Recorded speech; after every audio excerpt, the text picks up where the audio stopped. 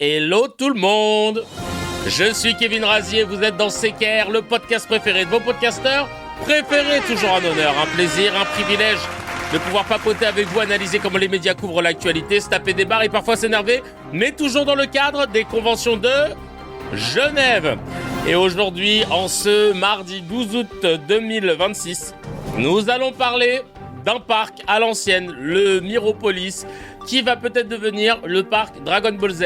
Et ça pose problème à beaucoup d'éditorialistes et de racelards. On va vous expliquer pourquoi. Mais en attendant, bienvenue et merci. Merci d'être là, de passer l'été avec moi, de se soutenir dans ces chaleurs hostiles. Et force à toutes celles et ceux qui travaillent péniblement sous le cagnard. On est ensemble, et toutes celles et ceux qui sont dans des bouilloires thermiques. Force à tout le monde, excepté Yann Barthès, évidemment. Merci beaucoup pour la force que vous donnez sur Tipeee, comme Giggs, merci Giggs, PKR, ou encore Thomas pour Halas sur le Tipeee. Merci à celles et ceux qui prennent des abos. N'oubliez pas de renouveler pour celles et ceux qui ont des abos Prime inclus dans leur abonnement, donc ils n'ont pas à lâcher un bifton en plus, qui peuvent prendre des subs sur Twitch, n'hésitez pas, ou même sur Kik, n'hésitez pas, et sur YouTube aussi. Et si vous n'avez pas d'oseille, vous pouvez laisser tourner une playlist CKR, tu connais les bails. Playlist CKR qui tourne. Et on va, tu vois, mettre ça dans un coin de notre ordi. Tu cliques sur couper le son. 144p, comme ça te prend pas trop de bande passante. Et voilà, et t'as fait ta part du job. Merci mille fois en tout cas. Et puis après, tu peux regarder avec un adblock, avec Brave, ce que tu veux. Miropolis, le parc de mon enfance. Putain, tu l'as connu. Ah, faut que tu nous en parles. En tout cas, merci mille fois d'exister. Y a pas de CKR, sinon sans vous. Et c'est pour ça qu'on tient tout l'été, Chacal. Et on sera là vendredi en live, samedi en live et dimanche en live à 11h. Donc on compte sur vous. C'est la semaine prochaine qu'il n'y aura que 3 lives au lieu de 4. Il y en aura un le lundi, mais le mardi, mercredi, jeudi, il n'y aura pas de live. Mais il y aura les émissions qu'on aura tournées. Donc, Chacal, on ne vous abandonne pas. Cet été, on est là tout le temps. Et j'espère que ça a payé. Ça commence peut-être à payer quelque part. Parce que du coup, comme il n'y a plus personne et qu'il n'y a que nous, j'ai l'impression qu'on commence à apparaître dans la tête des gens. Je pense par exemple à ce tweet. Alors attends, je vais vous le retrouver, Chacal. Il est où ce tweet? Paf, je l'ai envoyé à qui? C'est quoi ça?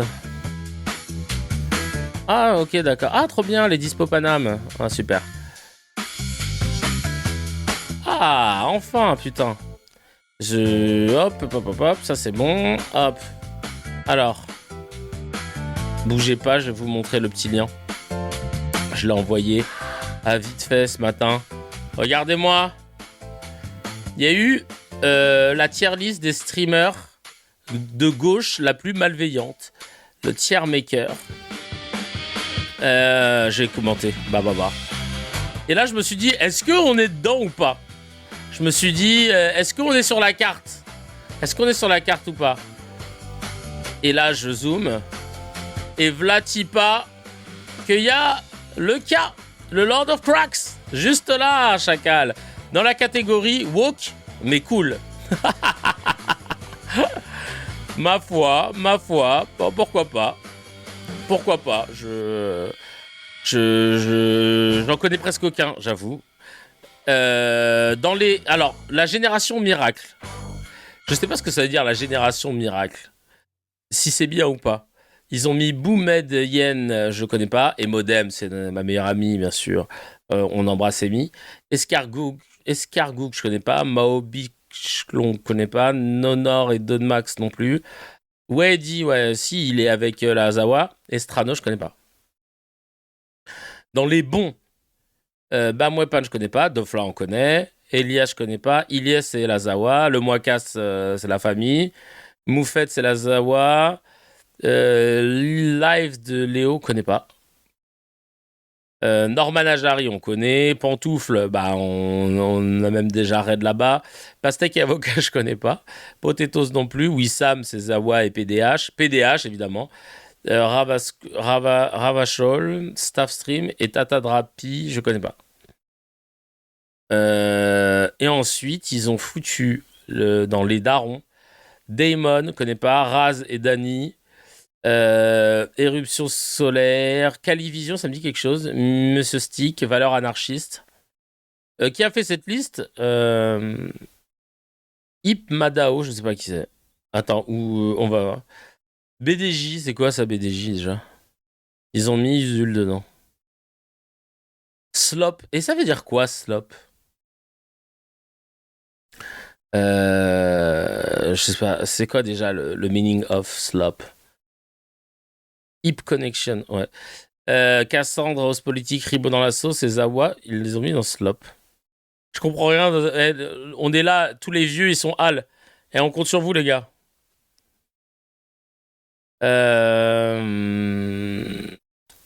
Walk, cancel, archi crasseuse, Batman, infâme, le crack est maudit. C'est un droitard qui a fait la tier list, je crois. Hein. Je crois. Victor Ovige dans Bozo Gang.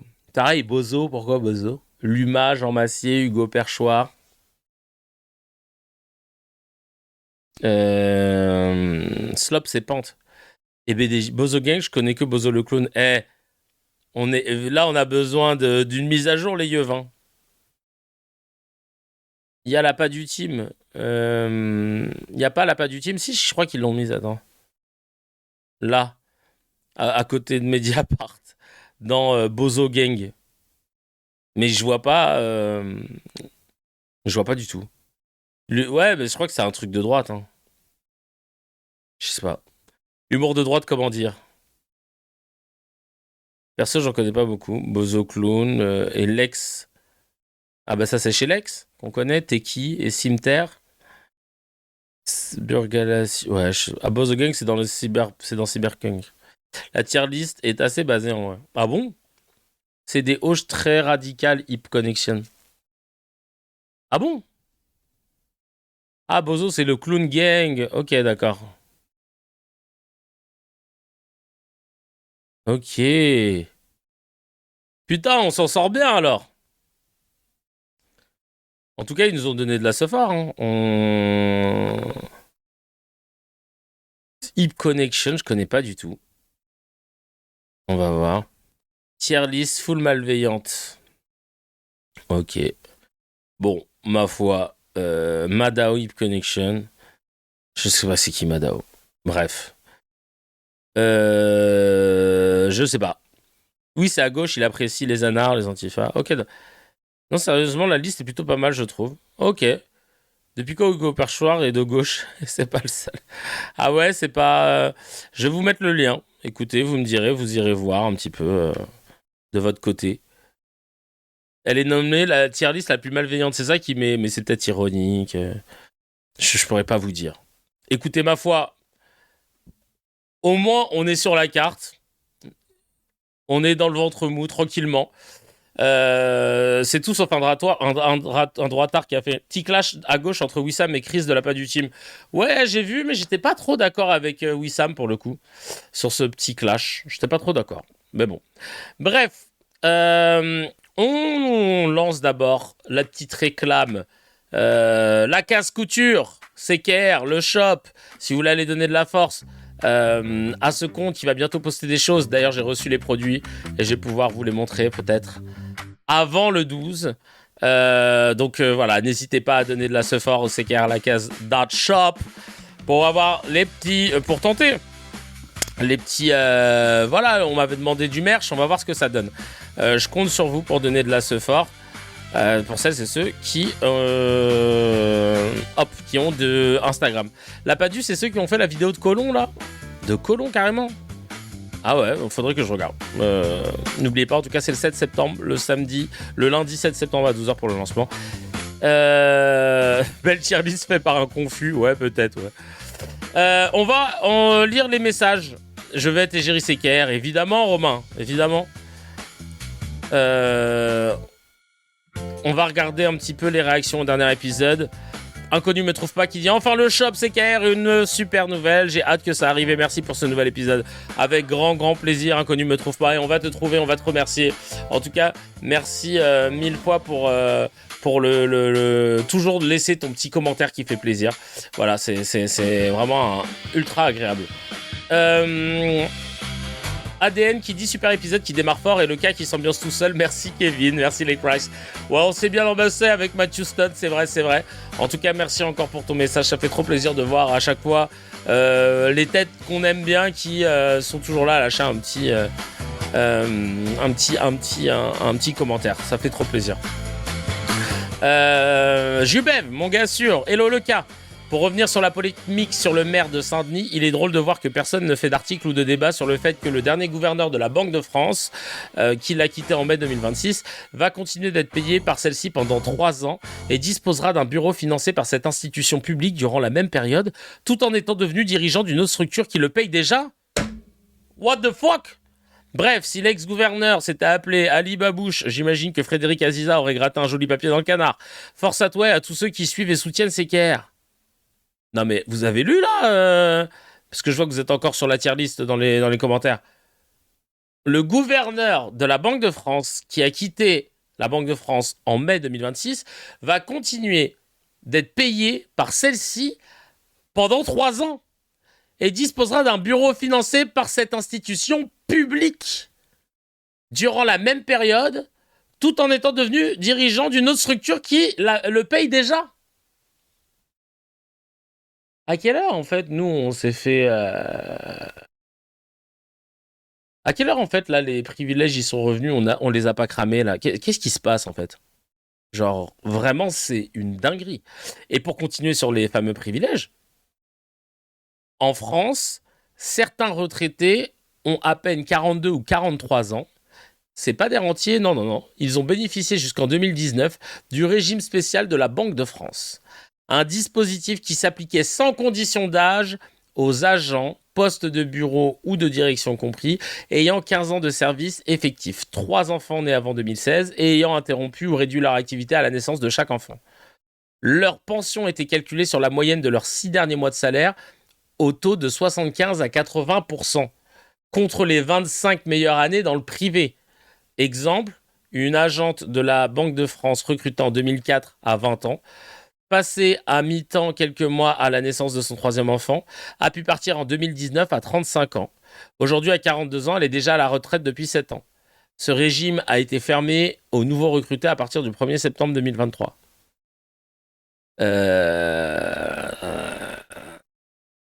Banque de France, quoi.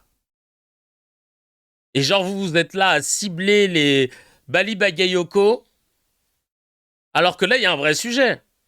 Et je suis pas en train de te dire, il faut leur retirer ce privilège-là. Bon, apparemment, ils l'ont supprimé pour les nouveaux recrutés.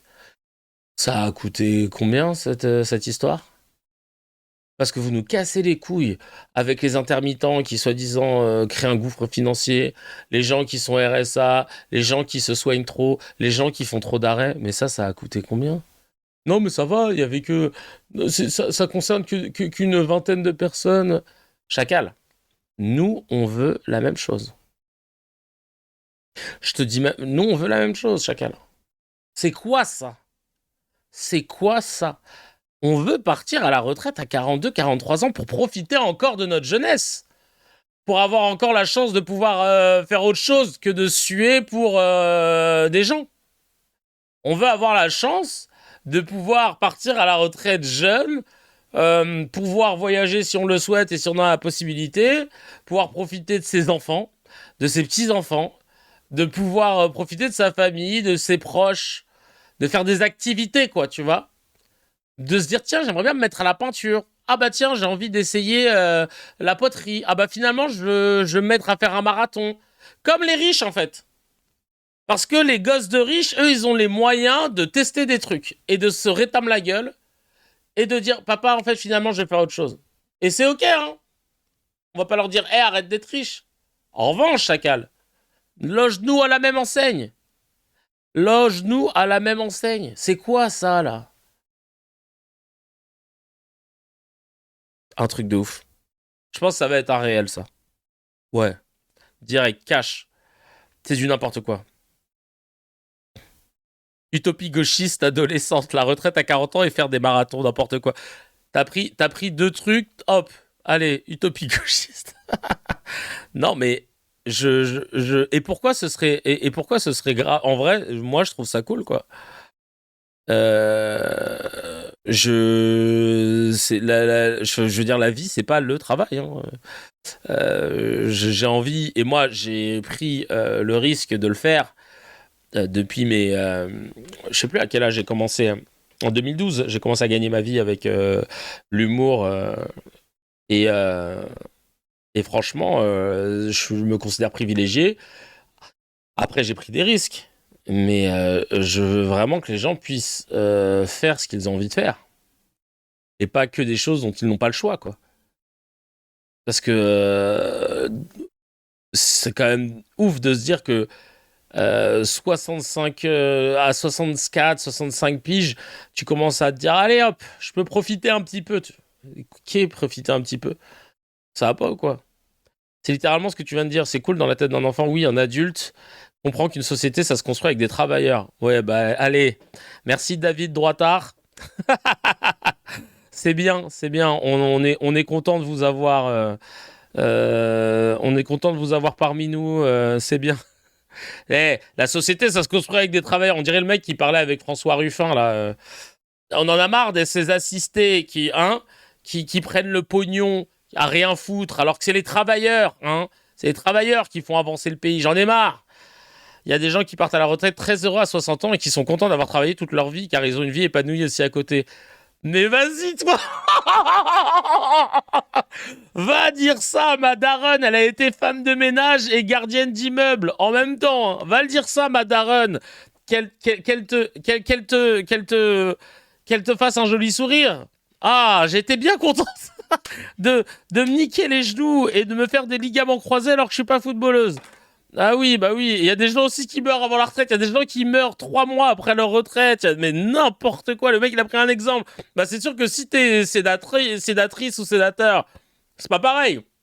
Ah ouais, ça c'est sûr. C'est vraiment, alors là, mais l'exemple de droitard, va dire ça aux gens qui sont sous le cagnard en train de soulever des pierres et en train de construire des putains d'immeubles, là. Vas-y.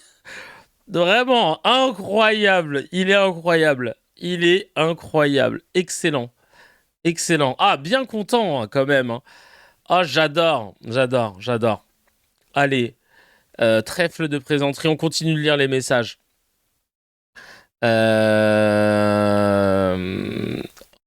Hop. Ma mère est assistante puéricultrice, tu crois que c'est plus facile? Pourtant, elle ne chiale pas.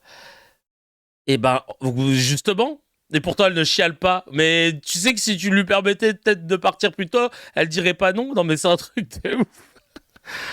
Aïe, ce droitard. Tu te rends compte, les droitards, comment ils sont matrixés? Et lui, il va te dire que Bernard Arnault, il travaille de ouf. Hein. Non, Bernard Arnault, il a travaillé dur. Oui, vraiment. Ouais, parce que nous, c'est connu, on chiale. Hein. Vivement la retraite à 140 ans, je te jure. Ah ouais, non, mais vraiment. Hallucinant. On continue avec Singe-Pal, qui nous dit... Ouais, c'est sur YouTube, exactement. Yes, mon frérot, le cas. Oui, un gros bosseur. Bernard Arnault, il paraît qu'il ouvre son courrier lui-même. Singe-Pal qui dit yes, mon frérot, le cas. Je dis frérot, car depuis que je te suis, je te vois que t'es comme nous. J'aime quand tu te vénères autour des injustices, des différences entre eux et nous. Quand on voit bien fort qu'ils frémissent dès qu'on fait... ou dès qu'on fait la moitié de ce qu'ils font ou ont. Mais on sait depuis petit, 1987, comme ce monde est fait et tourne. On peut se vénérer aujourd'hui, c'est légitime, mais j'avais la quinzaine quand je chantais Brûle de Sniper, et peut-être par défaitisme, mais je ne pense pas que tout ça change, sauf majeur soulèvement. Tant qu'on jouera avec leurs dés, sur leur plateau, avec leurs règles, bref. Force aux cracks, et merci pour l'épisode. Merci à toi, Singe-Pal, pour ton message, ça fait trop plaisir.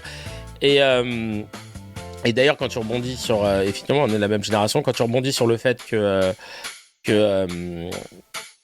ils ont toujours peur quand ils frémissent quand on fait ou on a la moitié de ce qu'ils ont. Parce que, en rebond à Bagayoko, c'était une de mes conclusions en disant au final, c'est parce que il est dans les mêmes privilèges de cumuler un poste d'élu et un salaire dans le privé, ce que la plupart des bourgeois blancs ont pu faire, Là, quand c'est lui, de bourgeois politique blanc pu faire, là, quand c'est lui, un noir qui le fait, d'un coup, il faut qu'on le pointe du doigt, sachant qu'ils étaient apparemment 200 à faire la même chose que Bali Bagayoko.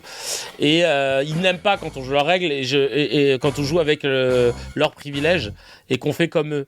Et idem pour Amine le Conquérant qui décide de faire une carrière de créateur de contenu en parlant des châteaux de France, de l'histoire de France. Il se mange des réflexions et des attaques ultra racistes. Parce que non, tu peux pas être Stéphane Bern, tu t'appelles Amine, arrête tes conneries.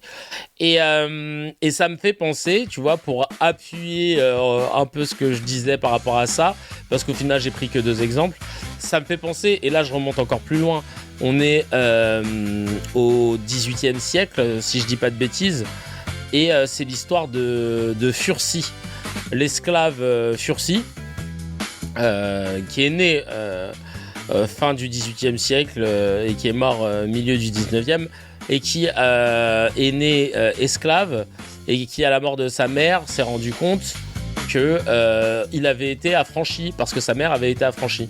Et donc, il a décidé de se retourner contre ses colons esclavagistes en portant plainte, en utilisant les armes des Blancs contre eux, plutôt que de monter une insurrection, de tuer, machin. Il a dit, je vais porter plainte.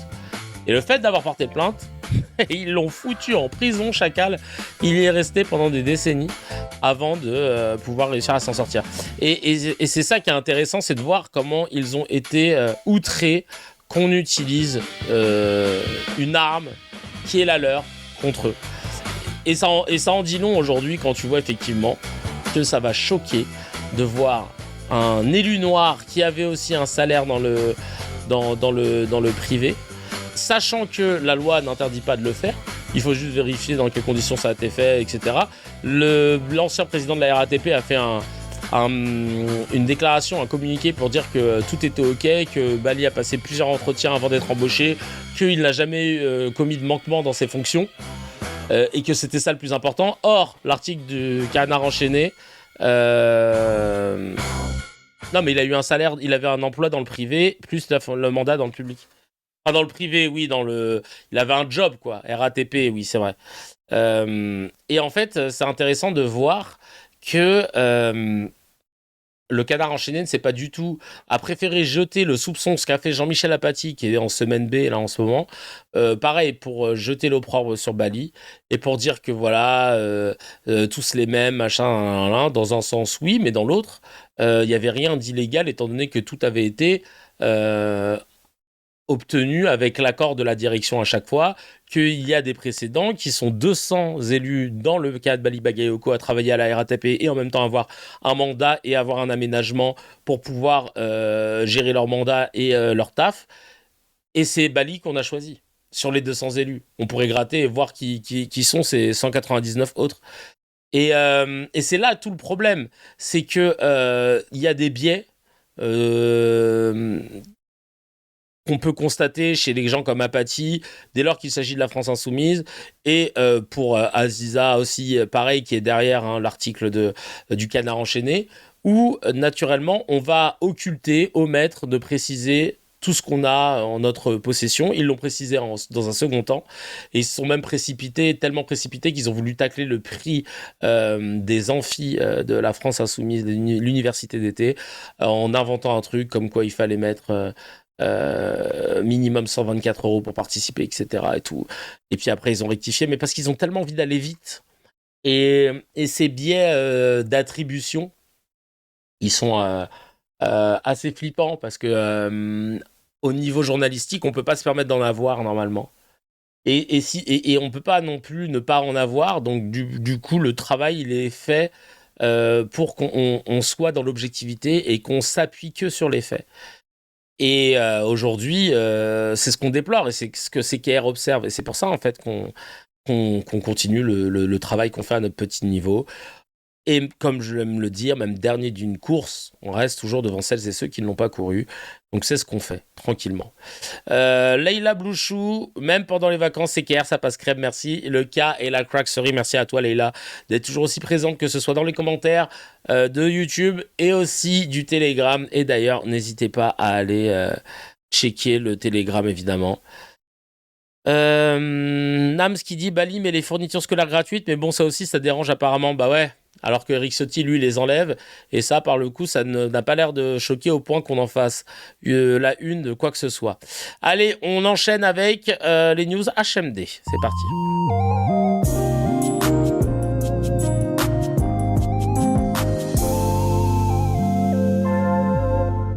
Les petites news HMD, les petites news Hamdoulilah, celles qui font plaisir. Et là, on commence. Enfin, on commence, il n'y en a qu'une. Hein. La news HMD du jour, c'est celle du Parlement libanais qui a officiellement adopté l'abolition de la peine de mort le 11 août 2026, devenant ainsi le premier pays du Proche et du Moyen-Orient à supprimer la peine capitale de sa législation. Bravo, bravo. Petite trompette basée, c'est bien, c'est bien. Le ministre libanais de la Justice, Adel Nassar, a qualifié cette décision d'historique. Les crimes commis avant l'entrée en vigueur de cette loi seront désormais passibles d'une peine de prison à perpétuité. Un chercheur de l'ONG de défense des droits humains Human Rights Watch a salué une étape monumentale pour les droits humains dans le pays. 84 prisonniers risquaient encore la peine de mort au Liban, selon l'Association libanaise pour les droits civils qui a travaillé sur le texte. Eh bien écoutez, ma foi, ça fait plaisir, bravo. Bravo. J'ai rien d'autre à ajouter. Belle petite news HMD, merci le showrunner. Allez, on passe tout de suite au Mezzé.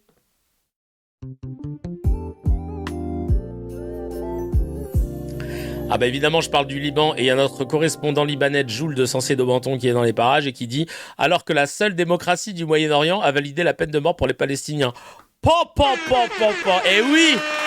Et oui, on rappelle qu'Israël, la seule démocratie du Moyen-Orient, a rétabli la peine de mort par pendaison pour les terroristes palestiniens uniquement. C'est quand même sans précédent dans l'histoire contemporaine d'avoir un pays qui rétablit une peine de mort pour une catégorie de personnes, et en l'occurrence, une communauté ethnique.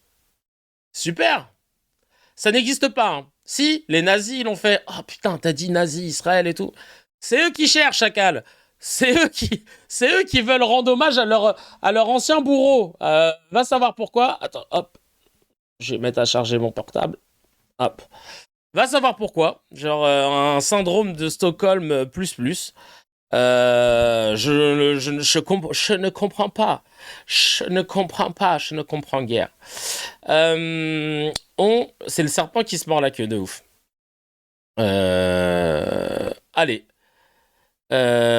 Allez, c'est parti. On y va, on enchaîne avec le premier média, les petites news à partager entre amis, en famille. Que tu sois dans les bouchons, en route pour les vacances, que tu sois les pieds dans l'eau, ou bien dans le sable, ou alors sur le terrain en train de charbonner, de travailler. Tu es en emploi libéral, tu es sous le cagnard en train de construire des baraques. Fais attention à toi, hydrate-toi bien. Et ce petit média, il est pour toi, ou même au fond de l'open space, t'as pas envie de parler à tes collègues, Chacal, c'est normal. Parce que Sylvie, elle va te dire, t'as vu hier mon fils, tu sais pas ce qu'il m'a dit, il a 4 ans, je lui ai dit, tu me donnes la bouteille d'eau? Il m'a répondu, ah non, toi tu bois trop. Non mais il est excellent, toi tu bois trop. Et toi t'es là genre, ouais. Ah ouais, il a dit ça. Attends, mais tu sais qu'à un moment, moi, je lui ai donné un ballon avec le pied. Tu sais, il m'a redonné le ballon avec le pied, puis genre, le ballon, il est arrivé sur moi, quoi. Et ouais, vraiment, non, mais là, je pense que je vais le mettre au foot, parce que il a des facilités, t'es là. Ouais, mais mon chien aussi, il fait ça, mais c'est pas grave. Bref, allez, sans plus attendre, la crack série en direct de toute la planète, je te jure. Ça fait trop plaisir de voir que tout le monde nous écoute de partout. En tout cas, on est ensemble. Suite du reportage de Shannon Seban, on avait regardé hier. Elle est partie faire chier des militants pro-palestiniens à Athènes. La meuf n'a que ça à foutre, hein, c'est incroyable. Et elle est partie. Elle est partie là-bas. Et elle s'est fait couler tamam, clairement. Hein. Elle s'est fait manger par tout le monde.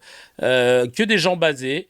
Et dans sa tête, elle avait prouvé quelque chose, alors qu'en fait, pas du tout. Elle s'est juste affichée à notre sens. Hein.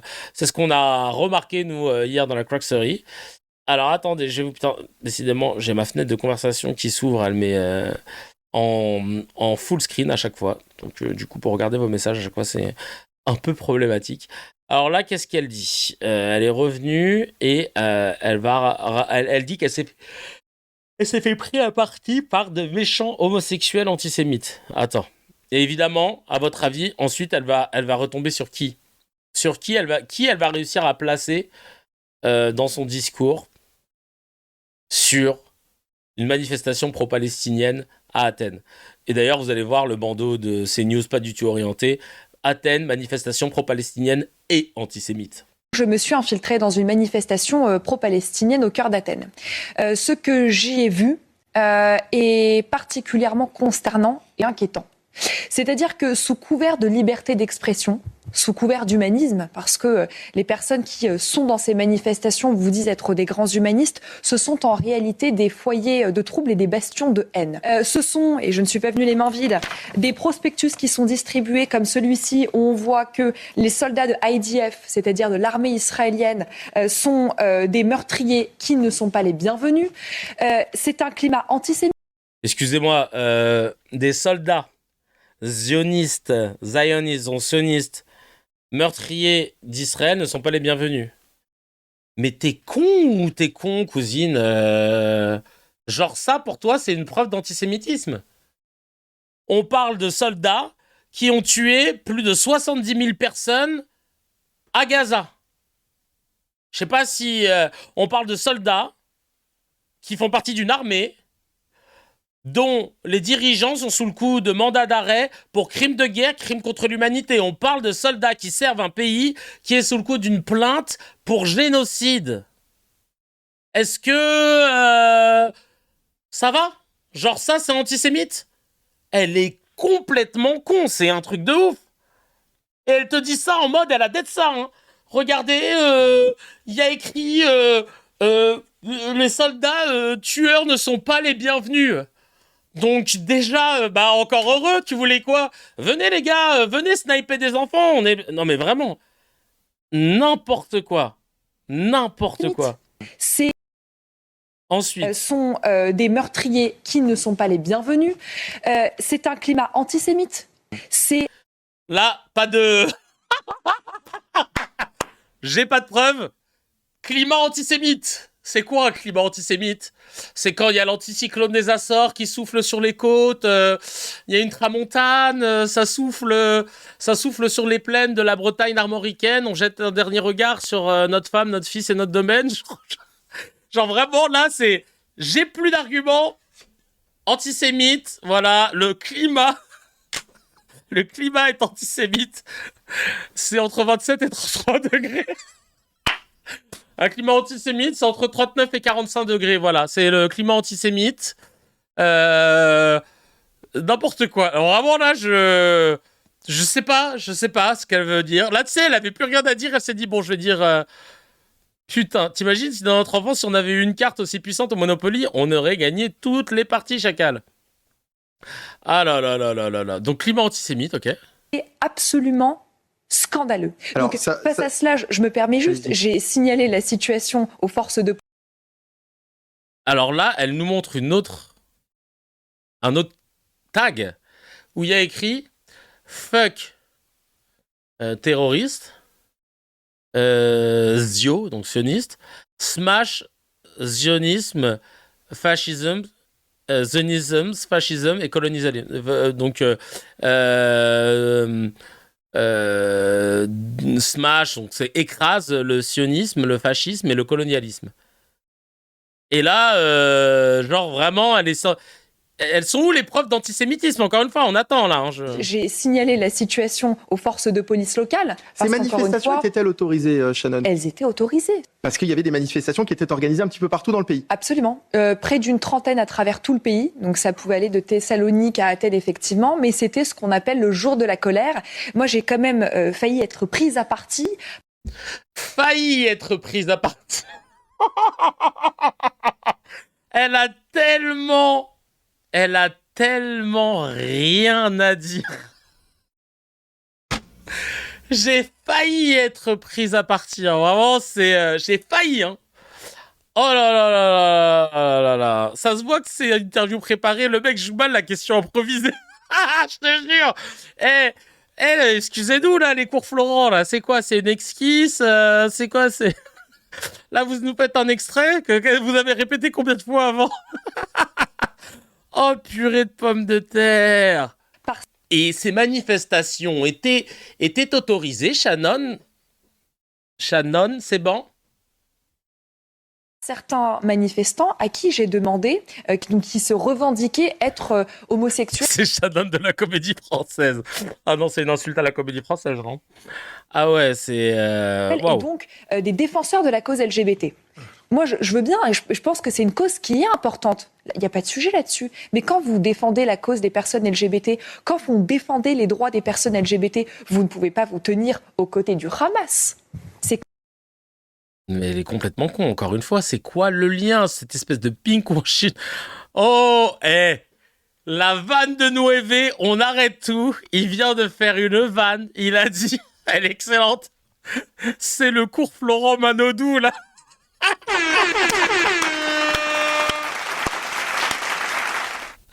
Oh, le bâtard. C'est le cours Florent Malouda, là. Je te le dis tout de suite. Ah ouais, putain. Oh putain, c'est vraiment c'est le cours Florent Sinamapungo là, vraiment, c'est pas le. Là, ils sont 3 dans la classe et dans les 3, il y a le prof, hein, vraiment, c'est oh là là là là. On le voyait venir, le pinkwashing. Bah oui, ils essayent de récupérer la cause LGBT pour pouvoir dire bah attendez, vous pouvez pas être pro-LGBT et pro-palestinien parce que le Hamas, il tue les gays et tout. C'est quoi le rapport? Personne ne soutient le Hamas. Le Hamas qui a proposé de déposer les armes. Et de se faire un accord avec tripartite avec l'Iran et les États-Unis. Et c'est qui est pas content? C'est Netanyahou. Aïe, aïe, aïe, aïe. Sinama Pongo, le flashback que tu viens de me faire. À Chacal, avec Jules, on est des experts dans les blazes à l'ancienne. Et elle est secrétaire nationale des Républicains. Et tu m'expliques quel est le sujet de son intervention à Shannon, c'est bon, là, ça suffit.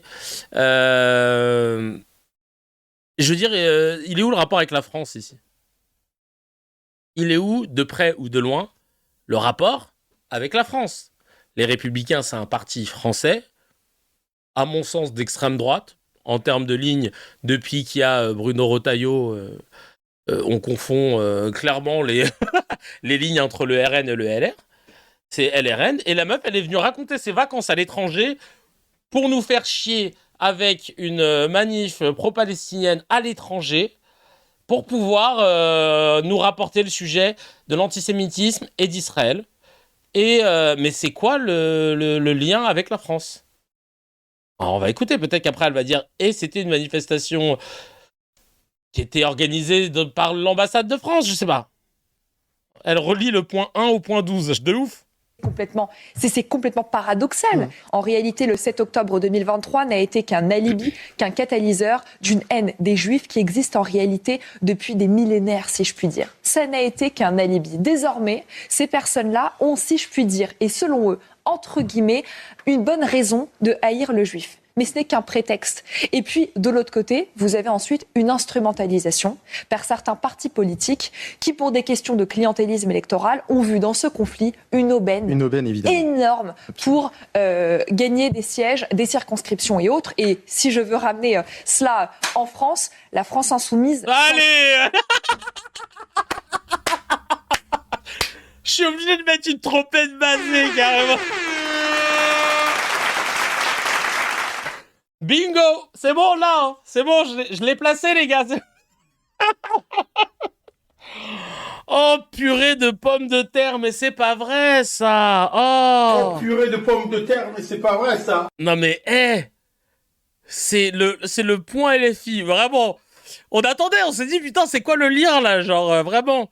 Alors, Licia qui posait une question, qui nous disait, c'est quoi la vraie prononciation de Hamas?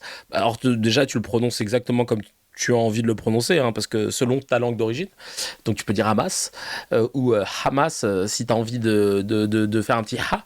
Mais en fait, il n'y a pas de vraie prononciation entre guillemets, dans le sens où Hamas, c'est la prononciation en hébreu. Parce que les H, on les prononce avec ce r, voilà, en hébreu. Et en arabe, alors moi je suis pas arabophone, donc je pourrais pas te dire comment on le prononce. Mais voilà, le Hamas, c'est vraiment la prononciation hébraïque. Voilà. Et c'est pour ça qu'on rigole beaucoup, parce qu'il y en a qui abusent. Et c'est marrant parce que ça nous permet de savoir qui parle un petit peu.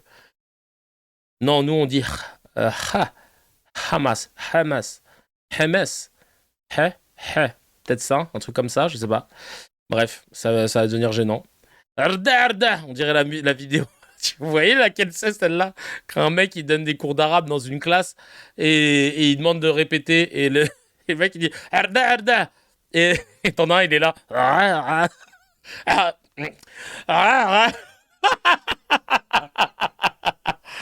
Aïe, aïe, aïe, aïe, aïe. Bref. Le 7 octobre 2023 n'aurait pas aujourd'hui autant d'élus et de députés dans notre pays. Merci. Oh la malade. Non, elle vient de dire que la France Insoumise, n'aurait pas autant d'élus s'il n'y avait pas eu le 7 octobre 2023. Sous-entendu que les gens qui votent pour la France Insoumise sont antisémites et c'est pour ça qu'ils sont en place. Mais ça, Arcom, loi CKR, in this bitch, je suis obligé de le dire, comme le dirait Drake, in this bitch. Parce que là, c'est chaud. C'est très très chaud. Non mais, elle est malade. Elle est malade. Bref. Le H en arabe, il faut le faire en alto avec une vibration sur la deuxième mesure, en ré mineur.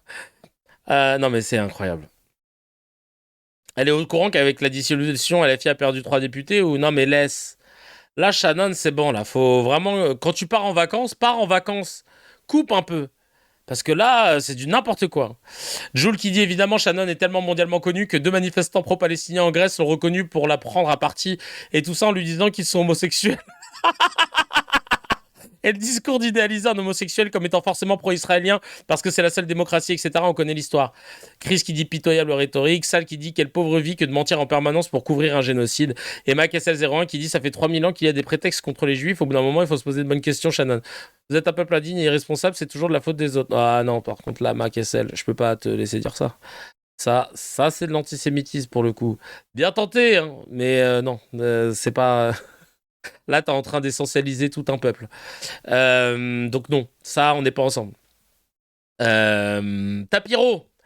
Message de Franck Tapiro à l'attention de Martin Hadjari, président de l'Arcom, parce qu'il n'est pas content. Il n'est pas content, pourquoi ?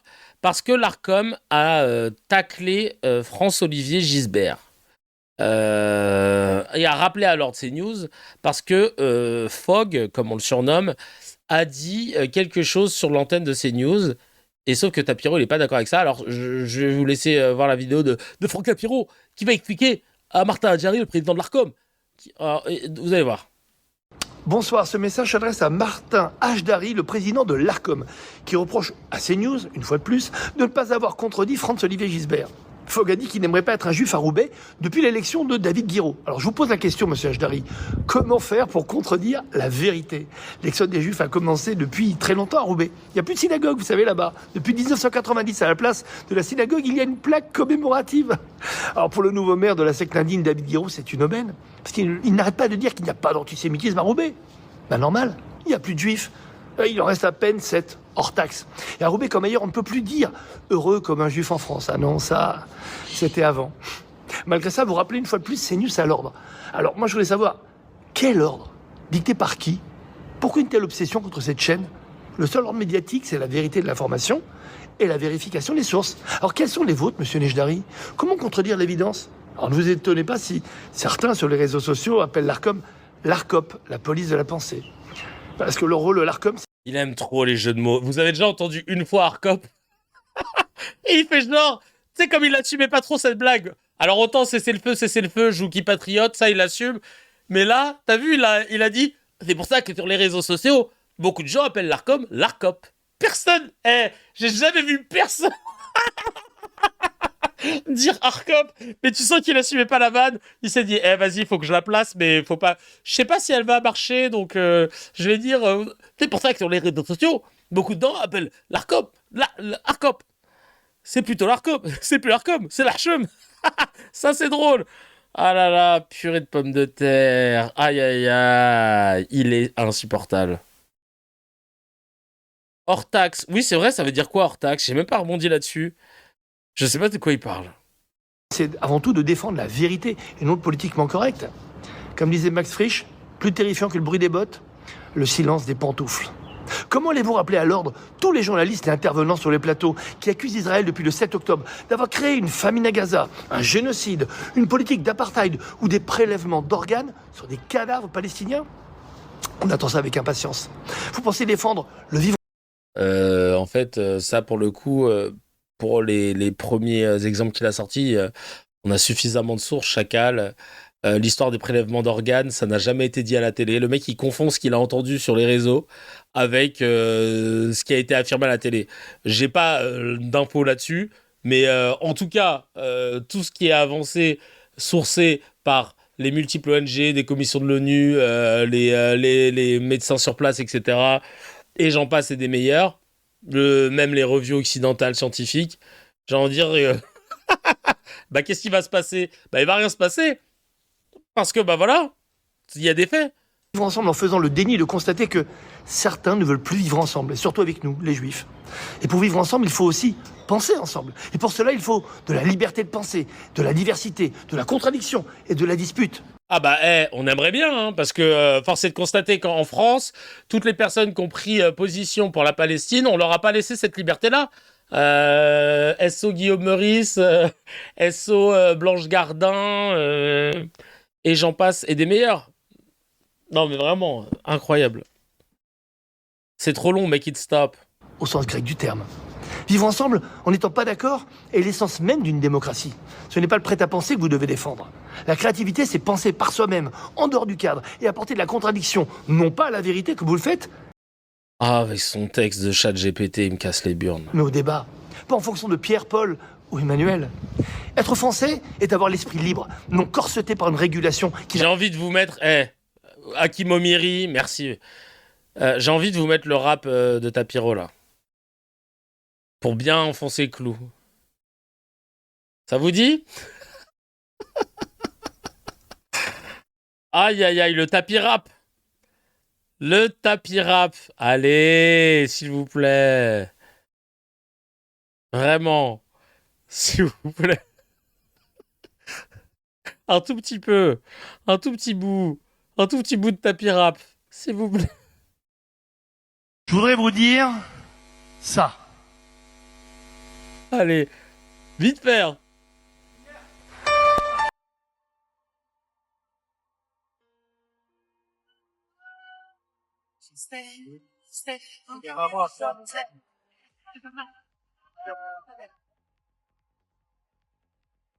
Plus fort, s'il vous plaît.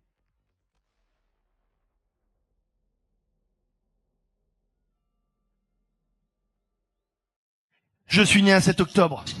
Le pire cadeau d'anniversaire. Devant ces crimes ignobles et ces images délétères, le monde nous jetait l'opprobre. Comment ne pas se taire? 10 jours plus tard, en Israël, avec le KKL, cette société israélienne qu'on voulait soutenir, nous a donné des leçons pour mieux rebondir. Debout, réunis, résiliente, consciente que derrière la fureur et le feu, c'est son existence même qui est en jeu. Seulement voilà, en Israël, il y a une armée pour garantir sa sécurité. Et même si là, ils se sont plantés, le pays est derrière pour respirer. Et pour se défendre, on a quoi, nous? Notre envie, notre sionisme et notre chutzpah, mais on voit bien que ça ne suffit pas. Voilà pourquoi on a eu envie de créer une armée de défense de la diaspora. Oh merde! Oh putain! C'est du mauvais slam, mais ah ouais, poésie sur 20, vraiment là, vraiment, waouh! Aïe aïe aïe, ah là là là là, non mais ça, non mais vraiment, le mec le pire en élocution qui décide de rapper, tu dis frère, là tu sens que ils sont soudés à la DDF, parce que je pense que la moitié des gens ils doivent se dire, c'est lui le boss, hein, qu'est-ce que tu veux que je te dise là? Oh là là, Gangsta Paradise, effectivement, ça nomme bien le pays, je te jure. Ah non, mais ouais, j'ai rien contre les gens qui se dotent, mais lui, record bancal, je te jure. Ah, Abdal Malaise, le mec, Abdal Malaise. On dirait Grand Corps Malade, mais malade. Ah, je l'avais jamais vu, je suis mort de ouf. Ah, mais il est sur le Telegram. Oh là là, putain, vraiment. Une armée qui se veut. C'est du petit lait. C'est du petit lait. Vous tapez rap. Vous tapez, attends, je vais éditer. Je vais mettre Tapiro Franck. Le jour de la Cuenta. J'avais mis en truc. En légende, Tapiro le jour de la Cuenta. Il va nous faire son slam rap tout claqué pour se défendre. Le tapis rap. Ah ouais, c'est pas du tapiro, c'est du tapis rap. Lui, c'est grands cheveux sur la langue. Ah, le bâtard. Il s'est dit Akhenaton on le fait. Moi, c'est pas Akhenaton, c'est Akhenator. Bref. Bref. Allez. Assez trèfle de plaisanterie. Donc, pas content. Il y a eu des comment ça s'appelle des réponses à cette histoire de là, il n'y avait pas de mosquée à Roubaix, machin. Il y en avait une qui a fermé bien avant l'arrivée de David Guiraud parce que la communauté juive a bougé de Roubaix ces 30 dernières années. Aujourd'hui, il reste quelques familles juives, mais pas assez pour réussir à avoir un lieu et l'entretenir. Parce que, évidemment, ça, je vous rappelle qu'on est sous un régime 1905 où on sépare l'Église de l'État et que l'Église ne met pas le nez dans l'État et l'État ne met pas le nez dans l'Église et toutes les confessions. Donc, il n'y a pas de « on va khalas » pour... voilà. C'est très compliqué. Il faut donc, plus il y a de fidèles, etc. C'est un peu comme ça qu'on arrive à monter des choses. Et donc, c'est pour ça qu'il n'y a pas de synagogue là-bas, qu'il n'y en a plus. Parce qu'il n'y a pas assez de juifs pour pouvoir... Donc, les juifs ont pour habitude d'aller à la Sina à Lille. Voilà. Ce que décrivait quelqu'un dans les commentaires, une étude sociologique des Juifs de Roubaix. Voilà, c'est un peu comme quand il n'y a pas de club de théâtre, quoi. Il n'y a pas assez de gens qui font des bolasses dans la ville. Voilà, c'est ça. Et c'est ouf parce que lui, il a traduit ça vous avez vu, la France Insoumise est arrivée, donc les Juifs sont partis, c'est pas vrai. C'est pas vrai. Et allez demander au maire de LFIS de Sarcelles comment ça se passe avec la communauté juive à Sarcelles. C'est le meilleur exemple. Historiquement, il y a toujours eu une grosse communauté juive à Sarcelles. Ils ont un maire LFiste, noir, qui plus est. Demandez comment ça se passe. Voilà. Synagogue à Roubaix, oui, entre 39 et 45, le lieu de culte ferme définitivement sous l'occupation et les persécutions. Exactement. J'ai oublié de leur ajouter ça. Bref, une balle perdue contre Guiraud, pom par hasard. Non, mais c'est une dinguerie. C'est une dinguerie. Voilà pourquoi, en fait, il ne faut pas faire croire... faut pas vraiment pas calculer toutes ces vidéos claquées de Tapiro à qui on déroule le tapis rouge dans les médias pour venir répandre sa propagande. C'est honteux. Il n'y a pas de débat possible. Ça essaie de cancel à tout va et après, ça dit « Mais non, mais nous, on est pour le dialogue. On est pour le dialogue. » Bref. Alors, Édouard Philippe, Attal, même combat. Le chômage, il a atteint un record depuis le Covid en France. Il est à 8,3%. Et Théma, ce que Édouard Philippe, candidat au présidentiel, candidat droitard, Horizon, nous dit. Les derniers chiffres du chômage ne sont pas bons. Et pourtant, faire baisser le chômage n'est pas une énigme. C'est une affaire de détermination, de cohérence et de bon sens. Le bon sens, c'est de la merde. Quand vous entendez quelqu'un dire il faut du bon sens, le bon sens, il n'a pas de sens. Parce qu'en fait, le bon sens, il est subjectif. Pour lui, le bon sens, ce serait de réduire des acquis sociaux, alors que pour d'autres, le bon sens, ce serait l'inverse. Donc, qui a le bon sens dans ce cas-là ? C'est totalement stupide. C'est surtout la première des politiques sociales que la France doit mener. Le chemin est clair, retrouver d'urgence une politique de l'offre ambitieuse et assumée, ça veut rien dire. Et gagner la bataille des compétences, ça veut rien dire. C'est ce que nous avons fait entre 2017 et 2020 et les résultats étaient au rendez-vous. Mais espèce de merboule, et c'est Mali qui lui répondra divinement bien, ils sont tout de même extraordinaires. Ils arrivent à se plaindre de la situation économique du pays qu'ils ont eux-mêmes provoquée. Édouard Philippe, je vous rappelle, a été Premier ministre ces 10 dernières années. Pas sur 10 ans, mais il a été Premier ministre. Et le mec te dit, ouais... Non mais... MDR, je taffe dans un cabinet de conseil, même nous, on n'ose pas de bullshit autant. Non mais on est d'accord, c'est quand même assez dingue. Incroyable. Incroyable. Ils nous ont enfoncés dans l'abysse et ils veulent continuer à nous enfoncer en nous disant que c'est eux la solution alors qu'ils étaient aussi le problème. Vraiment, ouais, c'est pompier pyromane. Voilà, c'est ça. Il lance une allumette, après il vient avec sa lance à incendie. Putain, qui a mis ce feu-là? C'est vraiment ça. C'est vraiment ça. Purée de pommes de terre. L'humanité qui déglingue Sarah Knafo pour notre plus grand plaisir. C'est un miel avant l'heure qu'on va se mater. Hein. On se fait plaisir. C'est l'été, on y va. Allez, c'est parti.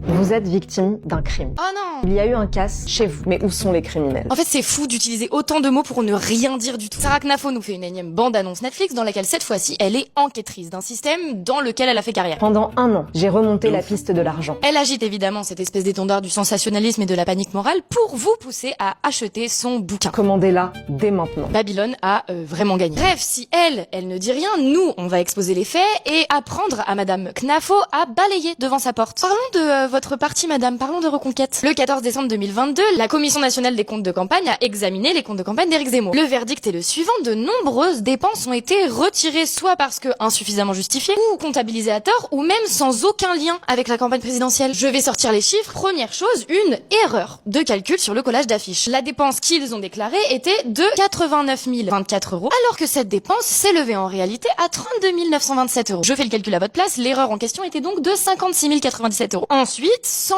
887 € de vente d'objets promotionnels comptabilisés 2 fois. Une erreur encore, je suppose. Sans compter sur les dépenses injustifiées, 24 000 € de promotion téléphonique dont le caractère électoral n'a pas été prouvé. 13 000 € de conseils en communication non démontrés versés à une personnalité politique. 13 800 € pour un indépendant sans facture ni preuve de travail effectué. Et c'est qui? On veut savoir, nous. Ça sera mis dans l'enquête, ça? Sans compter non plus sur les dépenses non électorales ou personnelles. On parle de 36 107 € de frais de déplacement et d'hébergement sans contrat préalable, 10 800 € de sondage de notoriété inutile pour la promotion. Bref, en résumé, on parle quand même, si mes calculs sont bons, de plus de 260 000 € qui ont été retirés des comptes de campagne pour des dépenses bidons, des doublons ou encore des frais personnels. 260 000 € donc qui ont été retirés parce que la commission a estimé qu'ils ne devaient ni ne pouvaient être financés par l'argent public. Voilà donc Madame Knafo, j'espère que dans votre bouquin, un chapitre sera dédié aux comptes de campagne d'Éric Zemmour et de Reconquête.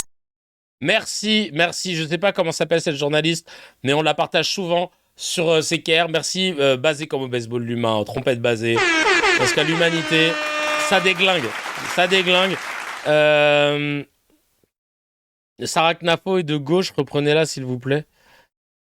Non, je n'ai pas compris le message. Il est là qui dit, elle est comme Seban. À chacune de ses interventions, elle croit qu'elle dette ça, alors que c'est une coquille vide, comme Shannon Seban aussi. Ah ouais, totalement. C'est vraiment ça, mais ça me fout droit de voir qu'il y a des gens, les médias, qui décident de, de la vendre comme si c'était une tête qui gère, qui dit les choses, qui a un cap clair, machin. Oh là là, c'est une droitarde de réactionnaire as Fox, bref. J'en baille tellement c'est insupportable. Qui c'est celle-là? Il y en a qui... Le showrunner me dit, on n'est pas à l'abri de voir cette personne que je vais vous montrer dans les grandes gueules, dans pas longtemps à la rentrée. Écoutons. Hier, le 30 juillet 2026, nous avons une nouvelle fois assisté totalement impuissants à une terrifiante vague migratoire de dizaines de milliers d'hors-la-loi islamistes infiltrant par la force et la violence au doux son d'Allahu Akbar le territoire espagnol.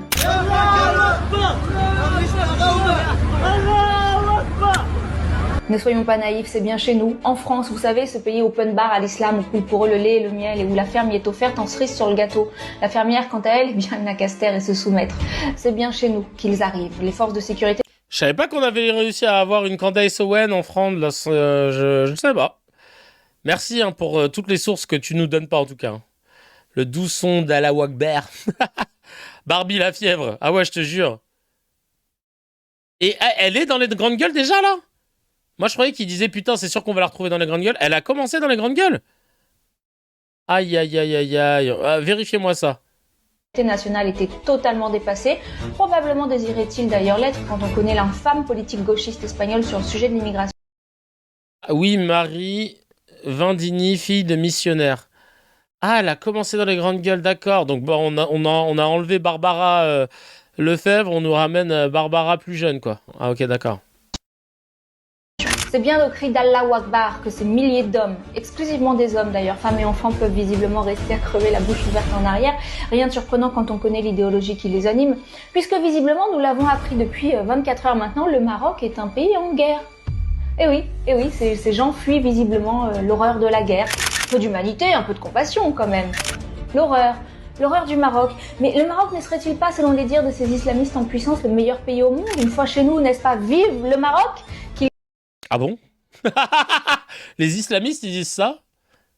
C'est vrai que vous avez vu tous les attentats qu'on a eu en France, là, Bataclan et tout ça, c'est vrai que ça criait vive le Maroc. Hein. Ils crient à tue-tête, qu'ils scandent, Kalachnikov en main pour incendier les rues de Paris. C'est la... Citez-moi une personne Kalachnikov à la main, parce qu'il n'y en a pas eu, Dieu merci, beaucoup en France, des cas comme ça de Kalachnikov à la main dans les rues de Paris, qui a dit vive le Maroc. Elle ment! J'ai entendu ça à la Tour Eiffel. Ouais, c'est vrai. Moi j'étais...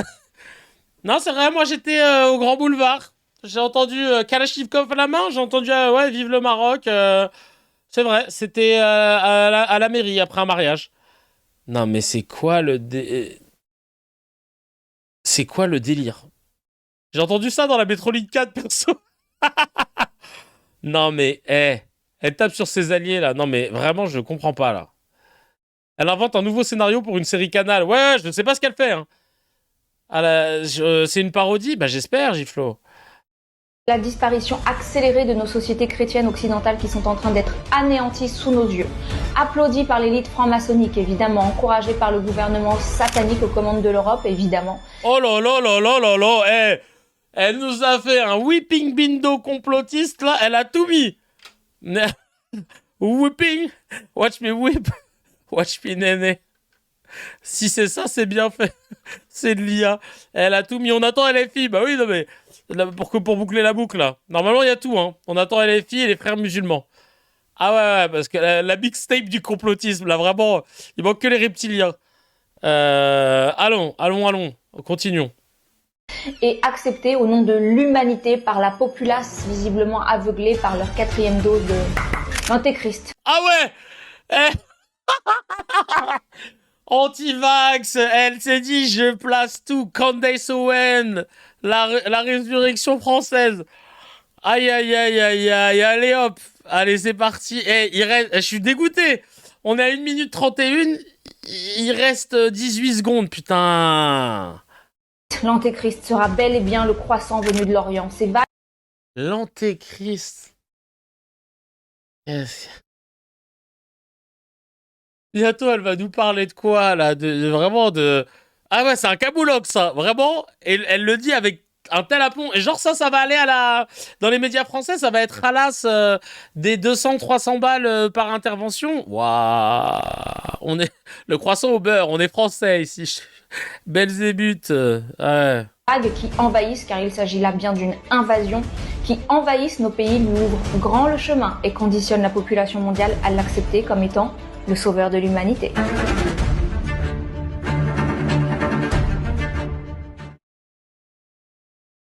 Je sais pas ce que je viens de voir là. Alors, waouh. Qui c'est cette go? Marie Vendini. Qu'est-ce que c'est que cette go? chrétienne évangélique, née le 19 janvier 86. Putain. Elle a un an de plus que Wham et elle est Capricorne. Je suis dégoûté. Marie Vindini. Qu'est-ce qu'elle nous raconte? J'ai toujours pas compris qui on devait accepter comme sauveur de l'humanité. On sait pas si c'est Jésus, si c'est... On sait pas, là, c'est... Qu'est-ce que c'est que ça? Qu'est-ce que c'est que ça? Ah ouais, elle tente du contenu à la Candace Owen. Elle arrive à faire plus de vues qu'Wham sur certaines vidéos, c'est inadmissible, les gars. Venez, on tabasse les scores de mon côté, c'est pas normal. Ah ouais, c'est vraiment du Candace Owen. Hein. La Terre est en feu. Depuis la mi-juillet environ, la France brûle. De la Gironde aux Landes, de la forêt de Fontainebleau jusqu'au massif du Var. Gâcher les vacances de milliers de Français, c'est chose faite. Vous savez, les vacances, cette petite oasis d'oxygène que beaucoup attendent toute l'année, ces quelques jours de repos pour lesquels beaucoup travaillent durement. Ce moment où on espère enfin souffler un peu, retrouver la famille, profiter des enfants, oublier un instant, juste l'espace d'un instant. Les difficultés du quotidien auxquelles nous soumet ce parce que je suis Capricorne, donc je suis triste en tant que Capricorne de savoir qu'elle en fait partie. Gouvernement en permanence. Mettre des dizaines de milliers de Français sous le joug de l'esclavage des mesures secrètes du gouvernement mondial, c'est désormais chose faite cet été en France. Pour des centaines de milliers de vacanciers présents dans les régions aujourd'hui touchées par ces incendies, quasiment tous du fait de la main de l'homme, des incendies qui ne sont ni des accidents ni du fait de la canicule, des incidents Canicule. Mais j'ai envie de regarder toutes ces vidéos si c'est comme ça, c'est génial. Oh là là, gouvernement mondial. Non mais elle est dans One Piece. Aïe aïe aïe. Une narration digne d'un docu. Non mais je vous montre des vidéos de Candace Owen. Elle parle exactement pareil que Candace Owen. Vraiment, c'est pareil. All right, you guys, happy Monday. I'm already exhausted at the beginning of this week. Not from pregnancy, but from weekend-long negotiations with Andrew Wilson's name. Putain, 1 million de vues. Ça a été diffusé il y a un jour. Alors, la selle, 6 millions d'abonnés, elle se fait un oseille, t'as peur. Tu vois, comme quoi, nous, on est là, on essaie d'être basé comme au baseball. Mais pourquoi je raconterais pas juste de la merde? En vrai, ce serait plus simple. On enchaîne avec Attal. Gabriel Attal, qui sur CNews, a décidé de jouer la carte de l'immigration, évidemment. Hein, parce que là, il s'est dit, bon, faut bien que je m'adapte aux médias qui peuvent me donner du gaz. Et voici ce qu'il dit. Moi, sur ce sujet-là, je suis constant. Je l'avais dit dans ma déclaration de politique générale à Matignon quand j'ai été Premier ministre. Malheureusement, du fait de la dissolution, je ne suis pas resté suffisamment longtemps pour mettre en œuvre la politique que je souhaitais. Évidemment, je ne suis pas resté assez longtemps pour pouvoir mettre en œuvre la politique que je souhaitais. Mytho, là. T'étais en train de pantoufler, Chacal. Arrête. Le seul truc dont on se souvient, c'est de ta vieille loi sur la baya, c'est tout. Mais t'es ridicule. Quelqu'un peut lui demander de la fermer, dit Leïla. Il est con ou quoi, nous dit Chris. Faire venir ta famille, c'est primordial si tu travailles ici, imbécile. Bah ouais. Non mais laisse. Oui, parce que regardez ce qu'il va dire. Pardon, j'ai lu les commentaires avant. Mais pour moi, elle se résume en une phrase. Il faut accueillir moins pour accueillir mieux. Je ne fais pas partie de ceux qui veulent faire croire aux Français qu'on peut se priver totalement d'immigration, ne serait-ce que pour des raisons économiques, ça n'est pas possible. Et je ne fais pas non plus partie de ceux qui considèrent que c'est circulé, il n'y a rien à voir et qu'il n'y a pas de problème en matière d'immigration. Donc 1, accueillir moins pour accueillir mieux, c'est mon cap. 2, nous donner une priorité. Et pour moi, la priorité, c'est ce que j'appelle la préférence travail. Je souhaite... La préférence travail. Toujours de la part de gens qui n'ont jamais taffé dans la vie, hein. C'est ça qui est flippant. L'immigration de travail devienne le premier motif d'immigration au détriment de l'immigration familiale. Donc c'est-à-dire que si je viens travailler et que je veux faire venir ma famille parce que j'ai pas envie de vivre seul, non. Je viens, je travaille, je prends le travail qu'on me donne, et surtout si jamais je travaille plus, je pars tout de suite, quoi. C'est ça que t'es en train de nous dire. Ok, son futur PM Ruffin, de ouf. Futur Premier ministre. de l'immigration étudiante et que donc on priorise pour ceux qui ont choisi d'accepter en France la question du travail. On a des besoins économiques. Donc très concrètement, je propose que tous les 2 ans, les partenaires sociaux proposent et identifient les besoins économiques en matière d'immigration, que ces besoins soient transmis au Parlement et que le Parlement vote des quotas limitatifs en matière d'immigration, des quotas par métier et par secteur, mais aussi des quotas par origine géographique pour que l'immigration puisse être intégrée de la meilleure manière possible. Ce droitard qui veut utiliser l'immigration comme une main-d'œuvre ou comme de l'esclavage, quoi. Tu vois, vous venez, vous faites ça, c'est tout. Si vous faites pas ça, vous venez pas. Ah, ok. Bah, fallait pas venir dans les autres pays déjà. Hein. Imposer ta langue, imposer tes noms, ta religion, ta monnaie, de garder une emprise sur toutes tes colonies, puis ensuite d'un coup de lier ton histoire à celle des autres, et quand les autres commencent à arriver, d'un coup, non, par contre moi je mets des règles. Mais toi quand t'es venu, il n'y avait pas de règles, chacal. Maintenant tu dois payer des pots cassés. On va se mélanger, chacal, que tu le veuilles ou non. C'est un truc de ouf quand même. Hein. C'est un truc de zinzin.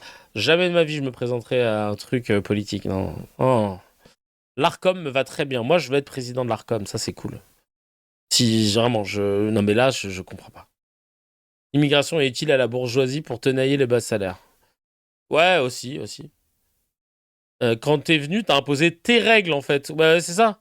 C'est ça le pire. Exactement.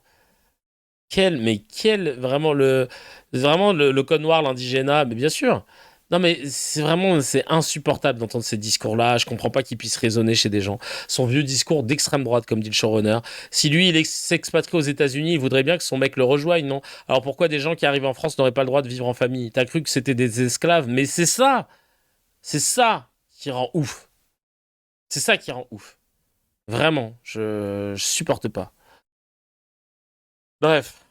Dernier mezzé, et ensuite on enchaîne avec le scan. Alors ça m'a fait rire. Écoutez ça. Aujourd'hui, là c'est un expert en sécurité qui explique que Trump a dû être exfiltré en marge du sommet de l'OTAN.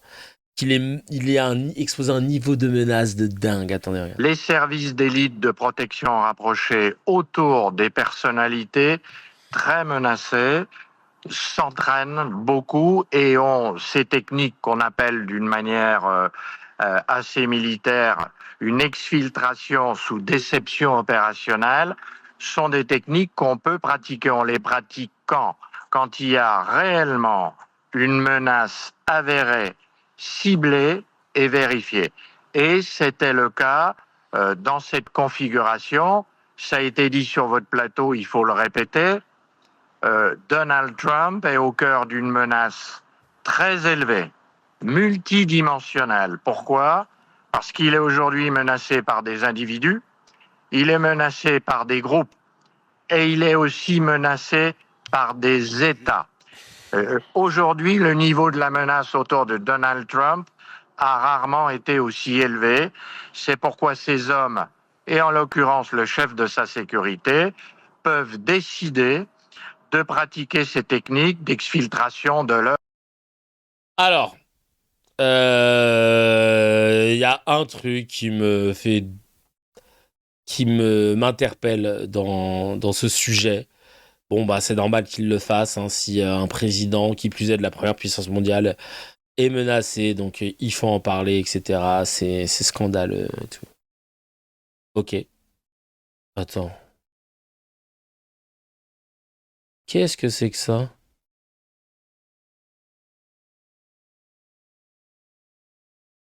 Ils se foutent de notre gueule ou quoi? Ils me disent que j'ai pas payé. Bref.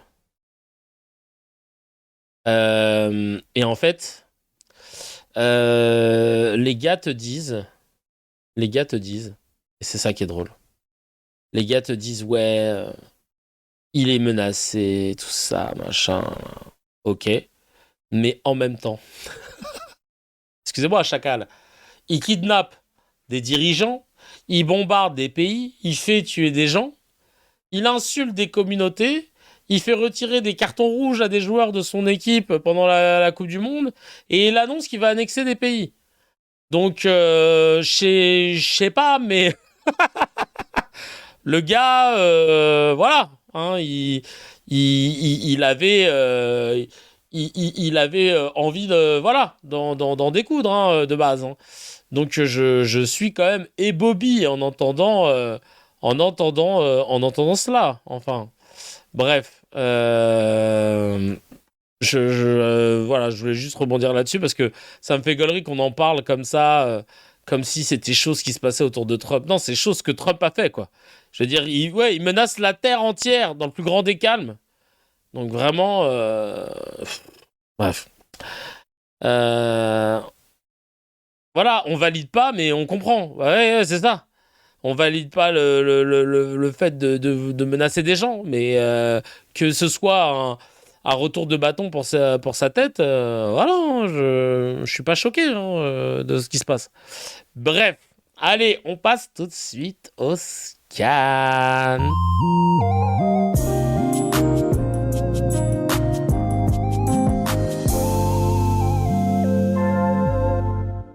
Le scan de Razi, hein, on va y aller, on va balancer, on va papoter. Non, je regardais tout à l'heure quand je faisais putain, mais il me demande encore de l'argent, c'est parce que je reçois encore un mail pour une facture, j'en peux plus, du tournage famille qu'on a fait, je ne vois pas d'où ça sort.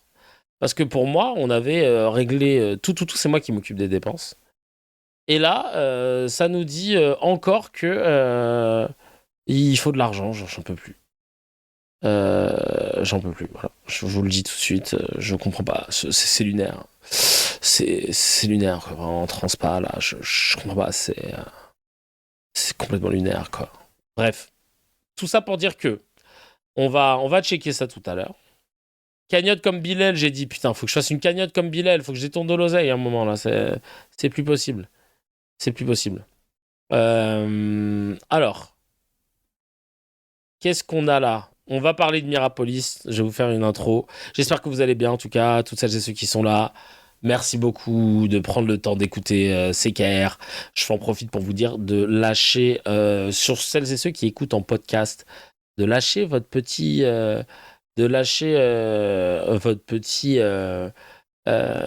5 étoiles sur les plateformes de podcast sur lesquelles vous écoutez CKR. Voilà, ça me ferait plaisir.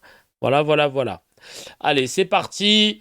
On commence. Ah putain, ça me rappelle des mauvais souvenirs, ce parc. Vous allez comprendre. C'est parti. Les fachos ne sont pas contents parce que Macron veut faire un parc Dragon Ball Z en France. Pourquoi ? Parce que le parc serait financé par des Arabes. Donc on va dire les termes et on va vous expliquer ce qui se passe. Ce parc en question, c'était Mirapolis. Mirapolis, c'est le premier parc à thème en France. Et il pourrait bien renaître de ses cendres pour devenir un parc consacré à l'univers de Dragon Ball. Oui, exactement. On va regarder une petite présentation pour celles et ceux qui avaient zappé ce que c'était que Mirapolis. Il y a une statue qui était très gênante. Vraiment flippante as fuck. Regardez. Ça là, c'est Mirapolis, le premier grand parc à thème français, et il pourrait devenir un parc Dragon Ball. En 1987, à Cergy, dans le Val d'Oise, ouvre ce parc d'attractions censé concurrencer Disneyland Paris, qui doit ouvrir 5 ans plus tard. Imaginé autour des contes et des légendes de la littérature française, il y avait cette immense statue de Gargantua au centre du parc. C'est devenu son symbole. Mais voilà, le conte de fées va vite se transformer en cauchemar, le parc n'a jamais trouvé son public et se trouve être un gouffre financier. Sa démesure est à l'image de son Gargantua, les pertes d'argent s'accumulent tout comme les propriétaires, et 4 ans plus tard, en 1991, Mirapolis ferme définitivement ses portes, c'est la fin du rêve du Disneyland français. Une immense carcasse triste que l'on va bientôt démonter. Mais selon Politico, il pourrait bien renaître de ses cendres. L'ancien site du parc pourrait être reconverti sur un autre thème. Et c'est la franchise Dragon Ball qui a été choisie par la Qiddiya Investment Company, un fonds d'investissement public saoudien. Et toujours selon Politico, l'Elysée mène depuis plusieurs mois des discussions confidentielles avec Riyad pour faire renaître Mirapolis. Le montant de l'investissement, lui, est estimé à plusieurs milliards d'euros selon le média en ligne. Et ce fonds d'investissement, ce n'est pas n'importe qui. Il est à l'origine d'une ville entière consacrée aux loisirs, Qiddiya City en Arabie Arabie Saoudite. On y trouve déjà un parc d'attractions gargantuesque et une zone entièrement consacrée à Dragon Ball y est en construction. Quant à lui, le projet français n'a pour le moment fait l'objet d'aucune officialisation, ni de l'Elysée, ni du fonds d'investissement. Moi, je trouve ça incroyable. Dragon Ball Z, c'est une des franchises d'animés les plus connues du monde depuis 40 piges, si ce n'est plus, ou si ce n'est moins, mais autour. Ça a bercé l'enfance de plusieurs générations de personnes. Mes parents connaissent Dragon Ball, mes neveux aussi, c'est quand même assez ouf. Et puis si ça peut remplacer ce parc et ce truc de façon origine du monde là, mais comment c'est dégueulasse. T'imagines quand t'es en bas de cette statue, elle est immense, et qu'il te théma, c'est à mi-chemin entre Squid Game et bref. On est content de plus avoir ça, voilà. On est content de plus avoir ça. Heureusement que c'est pas sur le thème d'Alibaba et les 40 voleurs. Ouais. Ah, de ouf. Mais l'ancien parc d'attractions Mirapolis, comme vous l'avez entendu, va renaître avec des investissements saoudiens. Et LCI nous l'explique ici. On va regarder 2 passages de la vidéo à 2 minutes 30. Enfin non, un passage. C'est à partir de 2 minutes 30 où ça explique un petit peu les bails. On écoute tout de suite. Je vous mets ça dans le plus grand des calmes.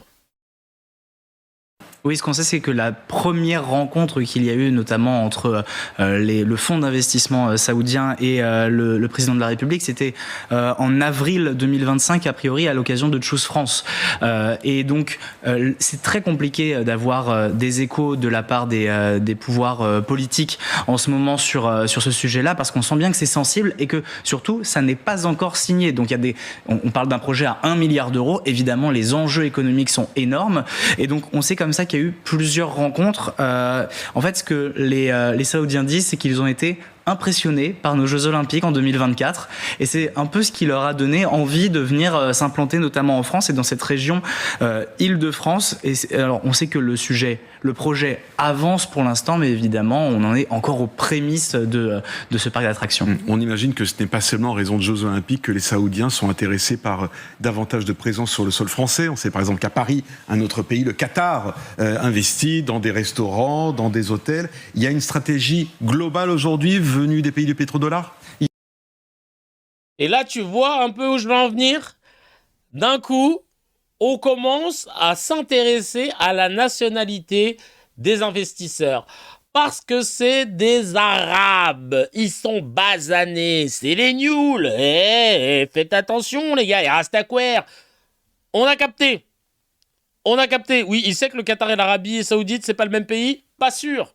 Il pense que c'est un arrondissement, le Qatar. Et là, tu vois qu'il y a un problème. Et ce qui est marrant, c'est qu'il y a même un député LFI qui est contre, Aurélien Taché. Et il en a parlé dans une vidéo que je n'ai pas, que je vous montrerai après. Là, on nous explique qu'il y a... alors, attends, c'est qui ? Le rédacteur en chef de Parc et Loisirs Magazine. Qui achète ce magazine ? Maxime Guény, qui était à l'époque sur TPMP. Je savais pas qu'il était là-bas. Il est rédacteur en chef de Parc et Loisirs Magazine. Et il nous parle de... le frère, il a trouvé une planque pour un magazine qui est acheté par 2 personnes. Parc et Loisirs Magazine. Ok. C'est vrai qu'il y a beaucoup de mystères aussi, en effet, sur ce financement. 1 milliard d'investissements saoudiens, Philomène Rémy. Ça aurait été dealé directement avec l'Elysée, d'ailleurs. C'est pour ça que tout est très mystérieux. Qu'est-ce que l'on sait, justement, de l'ambition aussi des Saoudiens avec... je te jure, Planck et Loisirs Magazine, plutôt. Ce parc à thème, donc, qu'ils souhaitent ouvrir et faire fonctionner en France. Mais on ne sait pas grand-chose, tout est... On dirait qu'ils ont inventé le magazine pour l'interview La vie de ma mère. Resté justement très secret. Comme vous l'avez expliqué, le financement viendrait d'un fonds saoudien. Mais en tout cas, la piste piste, évidemment, de l'Arabie Saoudite est privilégiée, puisque vous l'avez très bien dit, ils sont en train de construire un parc comme celui-ci, juste à côté de Riyad. Donc, dans ce parc, plus de 5000 mètres carrés, 7 univers thématiques, plus de 30 attractions, des montagnes russes de 70 mètres de haut. Donc, l'idée, évidemment, est assez simple. C'est après avoir développé cette expertise juste à côté de Riyad, c'est de calquer ce modèle ici, en France, pour un budget qui nous semble pharaonique, mais à l'auteur de l'Arabie Saoudite, finalement, ce que nous expliquaient plusieurs experts, c'est que c'est un budget qui ne paraît pas si surprenant que ça. Bon, toujours sur l'Arabie Saoudite, toujours sur les fonds, toujours sur le ouais, mais bon. Et là, c'est la vidéo d'Aurélien Taché, député LFI. Lui, il n'est pas content. On va écouter son take. Plutôt que de défendre notre culture, il vend notre territoire. Pour lui, Macron vend notre territoire. Voilà. On écoute le take d'Aurélien Taché, député LFI, qui trouve que Macron vend notre territoire. Écoute. Il y a la symbolique. On est passé de Mirapolis, qui était dédié, rappelons-le, au comte de Perrault, puisqu'il y avait notamment la statue de Gargantua qui était le symbole, donc c'était Rabelais. Là, on va passer de Rabelais à l'Arabie Saoudite, qui fait honneur au manga, qui, rappelons-le, est l'un des genres les plus lus aujourd'hui par la jeunesse. C'est aussi la réalité. Ouais, moi aussi, j'entends pas trop. Alors, le son est pas fort de mon côté. Saluez ou vous le déplorez ? Écoutez, moi, je suis quand même un grand amoureux de la culture française, donc j'aurais aimé qu'on soit plutôt sur un projet. Il aurait été formidable que Mirapolis soit mieux accompagné à l'époque par l'État pour qu'on puisse garder ce projet. Oui, mais là, cousin, tu parles d'un truc d'il y a plus de 30 ans. On te dit, ouais, t'es pas content que le parc... Ouais, parce que j'aurais aimé qu'il y a 30 ans que ce soit mieux accompagné. Oui, bah ça y est, là, on va passer à ce qui se passe maintenant. Depuis tout à l'heure, je vous tease sur Maxime Guény, là, rédacteur en chef de Parc et Loisirs Magazine, et on n'a toujours pas vu son intervention. Hein. Mais ils mettent son blast partout. Mais on voit toujours pas son intervention. Et faire connaître les contes de Perrault. Bon, je rappelle que, par exemple, les premiers films de Walt Disney des États-Unis sont largement inspirés. Pourquoi nous, on renonce à faire vivre et à faire connaître notre culture ? Les Américains ont fait ça très longtemps et ils le font encore avec leurs films hollywoodiens, avec leurs parcs Disney. Nous, les Français, on renonce et on a aujourd'hui effectivement un parc Dragon Ball. La culture japonaise est très belle et intéressante. Je vous ai dit que j'étais moi-même amateur de Dragon Ball quand j'étais plus jeune, mais bon, ça n'est pas la culture française non plus, et c'est les Saoudiens qui amènent ça. Ça fait rêver Dégain, Perrault. La vie de ma mère. Laisse tout avec ton Perrault, là. Laisse tout. Nous, on veut Bulma. Nous, on veut Vegeta, Chacal. Qu'est-ce que tu nous... Oh. Et peut-être... Donc vous auriez préféré un thème français. C'est ça qui me gêne. Non, mais ce qui me gêne, c'est que... Perrault, il va nous faire un thème, les malheurs de Sophie. Tu crois quoi? Ah ouais, on va faire un parc du lièvre et la tortue, il y a quoi? Non, mais je te jure. Ah ouais, cousin, il veut qu'on fasse quoi, là? Un parc Frère Jacques Non, laisse-nous tranquille. Ah ouais... Taché, là. Laisse ça. Si l'argument, c'est la culture française, c'est nul. Bah, frérot, c'est bon, là. Bref. Pourquoi ils nous cassent les bonbons avec le parc saoudien alors que c'est avant tout un parc DBZ? Merci Likoua. Le parc Fantomas. Ils vont nous faire des parcs, mon frère, on va dégoûter d'y aller. C'est comme si c'était des devoirs. Allez, approchez tous. On va aller voir le parc... Attends, je cherche un dessin animé. J'ai pas de bad. J'ai tout lâché. Oui, il y a le parc Astérix, c'est vrai. C'est vrai. Le thème pédophile, c'est français. Le parc Rémi sans famille, oh le bâtard. Le parc du Cobu. Le parc Misérable. Ah, bah c'était Port de la Chapelle. Hein. Le manège enchanté, la vie de ma mère. Le parc Tom Tom et Nana. Le parc Oggy et les cafards, je te jure. Le parc Zola, le seul truc fun, c'est de se mettre de l'absinthe. Aïe, aïe, aïe. Oh là là là là, le parc Gaston Lagaffe. Le parc Hélène et les garçons, ça peut être galerie. Le parc Jane Coucou.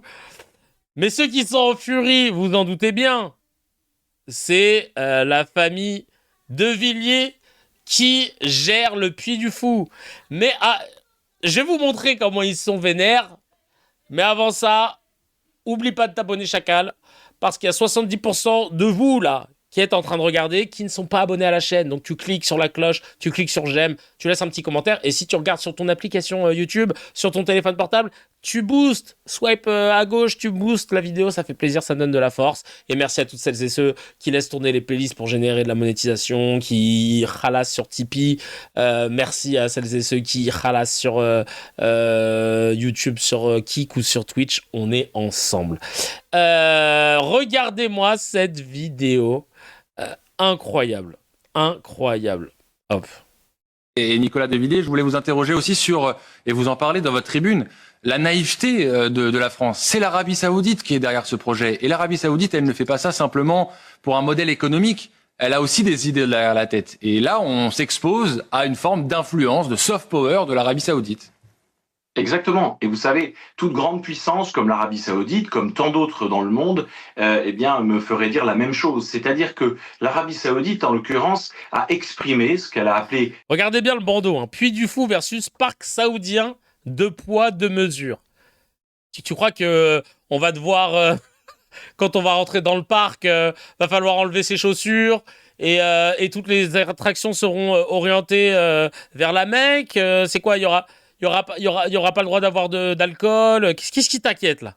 La vision 2030, et elle consiste, cette vision, à installer par exemple un parc qui s'appelle Qiddiya City en Arabie Saoudite, et dont la succursale, comme une copie en vérité, sera là où se trouvait l'ancien Mirapolis. Donc c'est le projet dont nous parlons ce soir. Et voyez en fait comment l'Arabie Saoudite, avec ses capitaux, avec sa vision et sa stratégie culturelle très claire et très affirmée, va mettre un pied dans la porte. Et Nicolas Devilliers... C'est vrai que parce que les Saoudiens n'étaient pas là avant. Hein. Ils n'étaient pas là. Hein. Il n'y avait pas d'investissement saoudien dans des parcs à thème comme Disneyland, où ils étaient actionnaires. Pas majoritaire, mais ils étaient actionnaires. Disneyland, d'ailleurs c'est français. C'était les contes de Perrault, de Marcel Pagnol. C'est pas du soft power américain. On va revenir après sur les investissements étrangers autres que saoudiens en France, et vous allez voir que c'est pas un problème pour eux apparemment. Le modèle économique du Puy, c'est le bénévolat. Donc bon, ça je sais pas. 2 poids 2 mesures. Il parle du moment où ils ont le droit d'ouvrir alors qu'on était en pleine pandémie et que tout était fermé. Oh! Merci.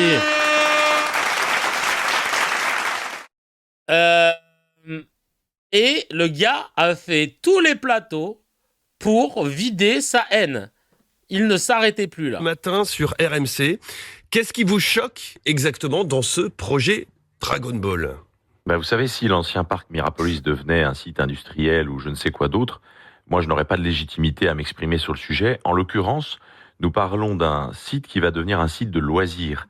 Et donc, je pense que si il y a en France un nouveau site de loisirs qui peut sortir de terre avec l'appui de l'État qui visiblement se mobilise avec tous les ministres autour de la table pour que ce projet voie le jour, eh bien, je regrette simplement que ce ne soit pas un projet français. Je dis simplement qu'en France, il y a des talents, il y a des créatifs, il y a un spectacle vivant extrêmement prolifique.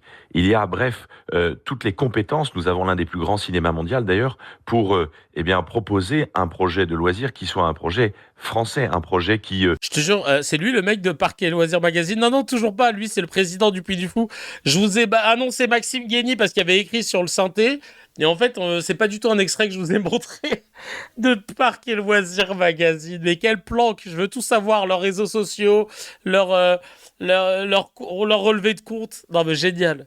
Nous permettre de continuer à aimer. Nous avons l'un des plus grands cinémas mondiaux, d'ailleurs, pour proposer un projet de loisirs qui soit un projet français, un projet qui nous permette de continuer à aimer notre identité française. Soyons précis, Nicolas Devilliers. Nous avons l'un des plus grands cinémas mondiaux, notre identité française. Pour continuer d'aimer notre identité française. Mais c'est pas le Disneyland, ça nous permet d'aimer notre identité française. Astérix, Obélix, là, le mythe des Gaulois, nos ancêtres les Gaulois, c'est notre identité française. C'est quoi là en fait que t'es en train de nous raconter là? Puy du Fou, c'est notre identité française? Ah bah putain, je savais pas que c'était que ça. En plus, historiquement, je lisais des retours là de d'étudiants en histoire qui disaient que le Puy du Fou, il n'y a rien de historique. Vraiment, Ah putain, Hello Wesh, je dois l'avouer. J'ai déjà lu Parcs et Loisirs Magazine pour leur classement des meilleurs parcs afin de choisir la prochaine destination. Bah oui, mais à la rigueur, ils ont qu'un magazine qui sort tous les ans. Tu ne me dis pas que c'est un mensuel. Précis, Nicolas de Villiers. Ce qui vous gêne, c'est quoi? C'est le thème Dragon Ball, le manga japonais, ou c'est l'investissement Ah bah merci Monsieur Knight. Le Fou du Puy, rien n'est historique en plus. Déjà niveau tenue entre autres, sans parler de romans nationaux. Pour avoir fait du combat médiéval historique, je confirme. Ouais, voilà, c'est ça, c'est de la réécriture de l'histoire chez Puy du Fou. Donc merci. Saoudien. Ce qui me gêne, c'est les deux. C'est-à-dire le fait que nous allions chercher un thème japonais, alors même que le Japon est une très grande civilisation. Bien entendu, on peut aimer cette civilisation japonaise, mais je crois que la priorité sur le sol français, c'est d'abord de faire la promotion de tout ce qui peut constituer notre personnalité. On n'est pas obligé de faire un parc sur l'histoire de France. Moi, je suis pas en train de dire faisons un Puy du Fou à Mirapolis. C'est pas du tout mon combat. Moi, mon combat, c'est de dire il y a 1000 façons de faire la promotion de la culture française. C'est donc ce qui avait été tenté avec Mirapolis, et à l'époque, en 87, je rappelle, Mirapolis était sur le thème de la France. Vraiment, c'est débile son take. En fait, il est vénère que ce soit des investisseurs saoudiens, mais qu'est-ce que vous aviez proposé avant ça?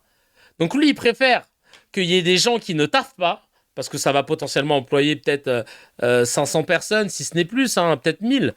Il préfère qu'il y ait personne qui taffe, tant que c'est pas un produit français, et attendre qu'il y ait un truc qui tombe du ciel et que des investisseurs décident de khalas en France avec un thème français, plutôt que ce soit les Saoudiens qui viennent avec un thème qui est pas japonais, parce que Sangoku, il est pas japonais déjà. Il vient de... comment elle s'appelait sa planète déjà je sais plus c'est quoi son blaze. Je sais plus c'est quoi sa planète. Mais je veux dire, Dragon Ball, c'est pas le Japon. La planète Vegeta? Ah, ok, d'accord, merci. Je pensais que ça avait un autre blaze. Et donc, en fait, c'est une histoire avec laquelle on a grandi. Ça fait presque partie de notre patrimoine, en fait. Je sais pas. Laisse tomber. C'était Rabelais. Kakaro, ça, c'est son blaze. C'est son blaze au bled. C'était Gargantua, c'était les contes de Perrault, etc. Et à l'époque, alors si je me trompe pas, je crois que c'était déjà un investissement saoudien. Alors, il y avait un investisseur saoudien. Mais alors, ça n'est pas parce que c'est un investissement saoudien. En l'occurrence, ce qui m'embête dans l'investissement saoudien, c'est qu'on voit bien que l'Arabie Saoudite, qui est aussi un grand pays, a une vision. Pythagore qui dit Namek, c'est presque la Mecque. C'est ça qui les dérange. Ah, il savait pas que c'était un investisseur qui avait des investissements saoudiens dans Mirapolis. Elle a une stratégie culturelle et il ne faut pas prendre les Saoudiens pour des imbéciles. Ils sont très intelligents, ils savent très bien ce qu'ils font, et en investissant dans le loisir d'ordre donc culturel, j'allais dire, sur le sol français, eh bien, leur objectif, ils l'ont très clairement exprimé, c'est l'influence. C'est une influence par la culture. RMC, Apolline Matin. C'est insupportable.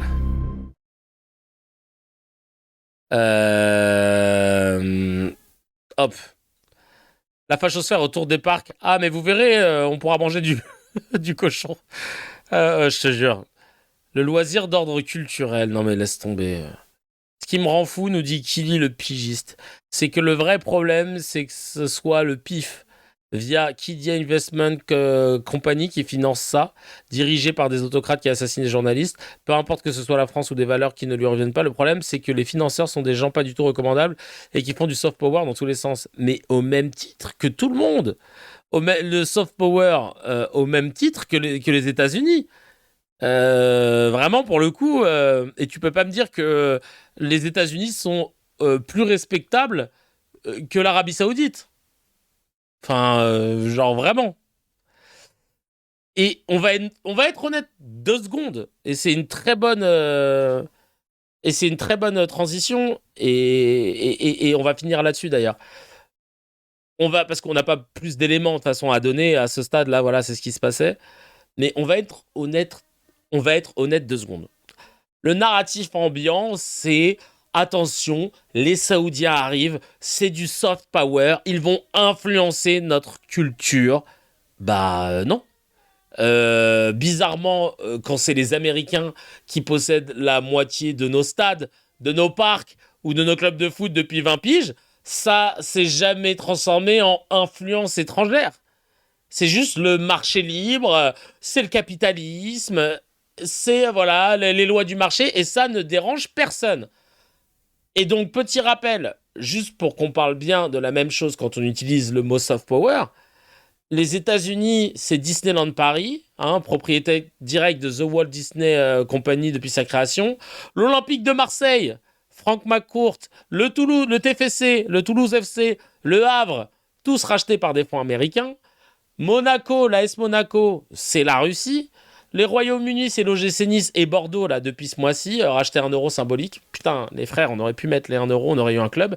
Donc, quand un pays du Golfe met de l'argent dans un parc d'attractions, c'est une prise de contrôle inquiétante de la part d'investisseurs saoudiens. Non! Il y a un moment, ils font pareil que les autres. Pareil que les Occidentaux, ils veulent faire de l'oseille. C'est tout. Ils veulent faire de l'oseille. Et qui dit « Ah, mais je le cite pas spécialement, je dis juste que c'est un souci global qui est passé souvent sous le tapis. » C'est un souci global, ouais, mais on le soulève que lorsque il est d'origine saoudienne dans les médias. Et oui, l'entrisme, frérisme, et c'est bien ça le problème. Parce que quand c'est Disney, les Américains ou les Anglais qui rachètent une partie des Champs-Élysées, ou même les Chinois, de nos clubs, de nos stades, et des grosses entreprises, c'est juste des affaires. Deux poids, deux mesures, comme d'habitude. Le parc Aladdin, ça les aurait trop mat, je te jure. Il n'y a pas pire que les USA sur le soft power, clairement. Les fast-food, on n'en parle pas. McDonald's, Burger King, il n'y a pas de problème. Master Poulet,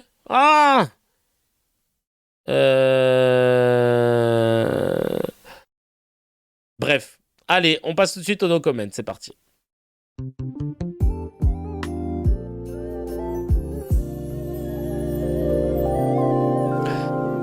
Le no comment, je vais lire des news, vous n'avez pas le droit de les commenter, uniquement moi, uniquement mettre des emojis et je veux dire, moi-même je ne peux pas les commenter. Donc voilà, on lance la musique, attention, dès que vous l'entendez, c'est le moment de balancer des emojis.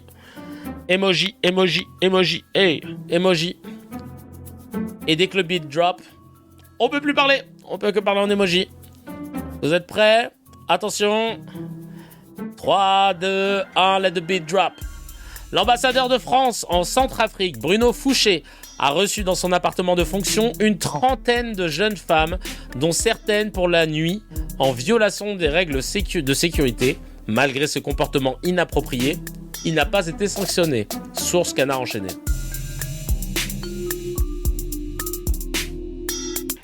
Près de 3/4 de l'Angleterre est en état de sécheresse. Et Guillaume Play aurait proposé un plan A3 à une mineure de 14 ans en 2011, alors que lui-même était âgé de 26 ans.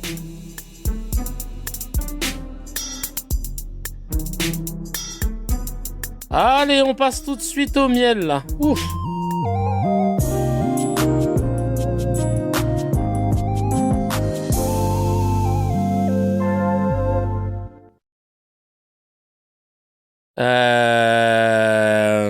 C'est parti. Attends.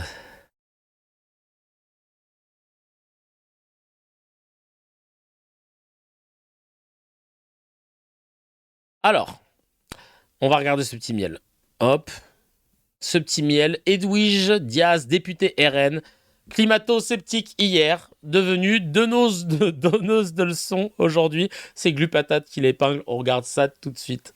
Bonjour Edwige Diaz, vice-présidente du Rassemblement national, députée de la Gironde. Votre département meurtri par ce méga-feu qui a ravagé 42 000 hectares de pinèdes, détruit plus de 240 maisons. Des incendies rendus plus violents par le changement climatique, ça vous ne le contestez plus aujourd'hui au Rassemblement national ? On ne l'a jamais contesté. Y a-t-il dérèglement climatique ? Les scientifiques sont loin d'être unanimes. Ces prévisions alarmistes, pour ne pas dire catastrophiques du GIEC, ont pour base le fait que le réchauffement est dû essentiellement à l'activité humaine et tous ceux qui émettent des doutes sur la réalité ou l'origine de ce changement climatique sont aussitôt condamnés et leurs arguments disqualifiés. Le nouveau totalitarisme du XXIe siècle se met en place. Il est interdit de douter. Nous n'avons jamais contesté le changement climatique. Aïe, aïe, aïe, aïe, aïe. Épinglé. Député de la Girouette. Ah là là là là là là. Ah là là là là là là là. Bref, merci à Glubatat de toujours faire le taf comme il se doit, aller les soutenir, aller leur donner de la force. Merci mille fois à toutes celles et ceux qui ont suivi ce live. Je regarde s'il y a un petit raid que je peux vous faire, s'il y a des gens à raider, si je puis dire. N'hésitez pas à donner de l'as-fort à tous celles et ceux qui sont au charbon. J'ai pas. Le bol d'histoire, catégorie similaire, on va regarder, voilà. Non, il n'y a pas. Ok, vas-y, tant pis. Le bol d'histoire, il est en... Norman, là, il est en... Ah ouais, Norman Ajari, allez, let's go, on va raider Norman Ajari. Merci mille fois, en tout cas, d'avoir été nombreux à venir sur ce live, et je vous dis à demain, même heure, 9h30 pour sûrement un grand déstockage. Ciao, ciao.